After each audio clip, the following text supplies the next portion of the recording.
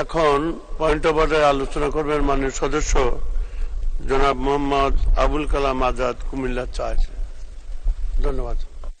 Speaker, point of অর্ডারে আমাকে এই মহান জাতীয় সংসদে কিছু বলার সুযোগ করে দেওয়ার জন্য আপনাকে অসংখ্য ধন্যবাদ।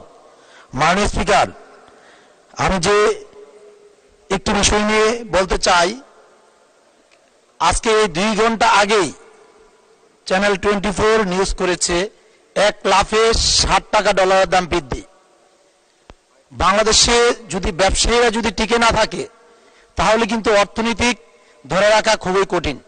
আমরা জানি বাংলাদেশ আওয়ামী লীগের সভানেত্রী আমাদের মাননীয় প্রধানমন্ত্রী বঙ্গবন্ধু কন্যা জননেত্রী শেখ হাসিনা ব্যবসা বান্ধব পরিবেশ তৈরি করার জন্য তিনি সর্বদাই চেষ্টা করে যাচ্ছেন। কিন্তু আজকের যে সারা বাংলাদেশে যে ব্যাংকগুলো রয়েছে, আজকে বাংলাদেশ ব্যাংক যে নির্ধারণ করে দেওয়া হচ্ছে ডলারের মূল্য, এটার সাথে কোনো ব্যাংকের যেই বাস্তবিক ডলারের দামের কোনো মিল নেই। যে যেরকম ভাবেই পারছে ডলারের দাম তেমনি ভাবেই নিচ্ছে। এতে করে সকল ব্যবসায়ীদের যারা আমদানি করে বিভিন্ন পণ্য আনছে, এতে করে এই আমদানি পণ্যগুলোর দাম ক্রমান্বয়ে বেড়ে যাচ্ছে।